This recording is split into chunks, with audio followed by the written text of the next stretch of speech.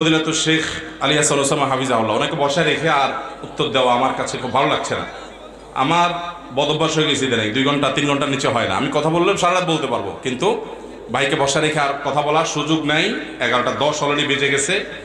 বসে আছেন হুজুর, আরাম করে। আপনি হুজুরে কষ্ট দিবেন? কই মেয়ের বাবা কই? আপনার তো অনেক পুরস্কার দিতে মন চাচ্ছে। আমার পকেটে টাকা নাই, পকেটে টাকা থাকলে আমি দেই সবসময়। মাশাআল্লাহ। না থাক, আপনার থেকে টাকা হলে পুরস্কার নিলে কেমন হবে? মাশাআল্লাহ। আল্লাহ আমাদের সবাইকে আমল করার তৌফিক দান করুন। ভাই, আপনাদের প্রশ্নগুলো আমার কাছে থাকবে ইনশাআল্লাহ। আল্লাহ যদি আমাকে তৌফিক দান করেন, যদিও আমার মাঠের মাহফিল শেষ 20 তারিখে। আচ্ছা, সভাপতির নির্দেশে 2টা প্রশ্ন উত্তর দিতে হবে, ঠিক আছে? এগুলো ওনার প্রশ্ন না? জিন ক্ষতি করতে পারে কিনা, এটা সবসময় ভয় কাজ করে, তা থেকে বাঁচার উপায় কি? জিন মানুষকে বিভিন্নভাবে ডিস্টার্ব করতে পারে, উপদ্রব করতে পারে, কিন্তু এটার কারণে ভয়ে ভেঙে পড়া এটা আল্লাহর প্রতি তাওয়াক্কুলের খেলাফ। আল্লাহ তাআলা কোরআনে বলেছেন, ইন্না কাইদাশ শাইতানি কানা দাঈফা, শয়তানের ফাঁদ খুবই দুর্বল।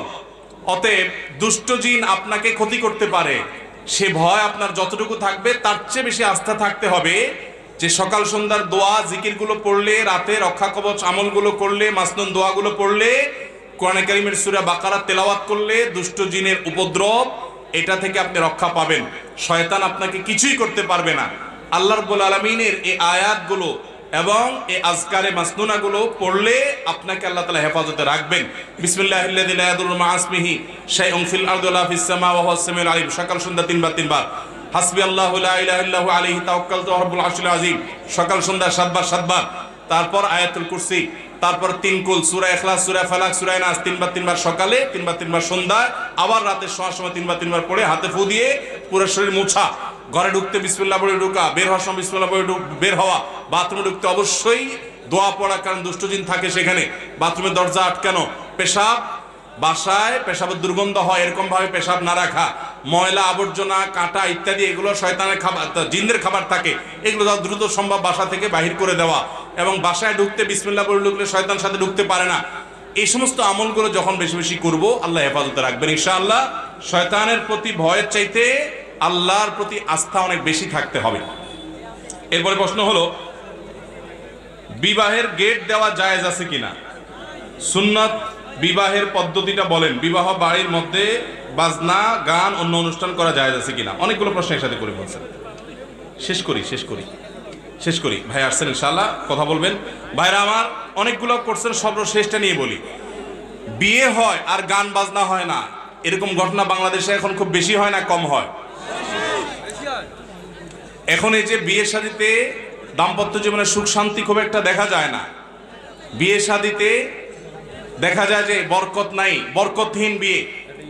বিয়ে হতে দেরি, বিয়ে ভাঙতে দেরি নাই। এই যে দুরবস্থা, এই দুরবস্থার অন্যতম কারণ হলো বিয়ের মজলিস থেকে শুরু করে বিয়ের আনুষ্ঠানিকতাতে প্রচুর পরিমাণ হারাম কাজ আমরা করি। যে কাজে হারাম হয় সেখানে আরাম থাকতে, যে কাজে হারাম হয় সেখানে শান্তি থাকতে। এই জন্য যুবকরা, আপনার বিয়েতে কোনো ব্যান্ড পার্টি, কোনো ডিজে পার্টি এনে বাজাবেন না। আল্লাহর জমিনে সবচেয়ে বড় অসভ্যতাগুলোর ভিতরে একটা হলো এইটা, যে আপনার ফুর্তির চোটে আপনি ডেক সেট এনে দুমদাড়াক্কা গানের আওয়াজে পুরো এলাকার মানুষকে অতিষ্ঠ করে ফেলবেন। সবার বদদোয়া আপনার বিয়ের জন্য আসবে, আপনার বিয়ের প্রতি আসবে, সেই বিয়েতে কখনো বরকত আসতে পারে না। আপনার গান শুনতে মনে চাইছে, হেডফোন দিয়ে গান শুনতে শুনতে আপনি জাহান্নামে চলে যান, হারামে লিপ্ত হন, সেটা আপনার ব্যাপার। কিন্তু আপনার গান শুনতে আমাকে, আশপাশের সব মানুষকে বাধ্য করতে আপনি পারেন না। এটা বর্বরতা, এটা অসভ্যতা। যুবকরা, আমাদের বিয়েতে এরকম অযৌক্তিক কোনো কর্মকাণ্ড যেন না হয়, ওয়াদা করতে হবে, ঠিক আছে তো ইনশাআল্লাহ? আমরা আমাদের বিয়েতে কোনো গান বাজনা করতে দিব না। অনেক যুবকরা আছে বলে, হুজুর আমি তো করতে চাই না, ভাগিনা ভাগ্নিরা চায়, ভাতিজা ভাতিজা চায়, ছোট বাচ্চারা চায়।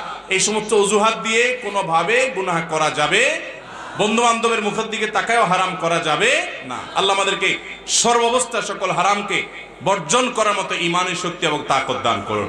সবাই বেঁচে থাকার চেষ্টা করবো তো ইনশাআল্লাহ। জাযাকুমুল্লাহ খাইর।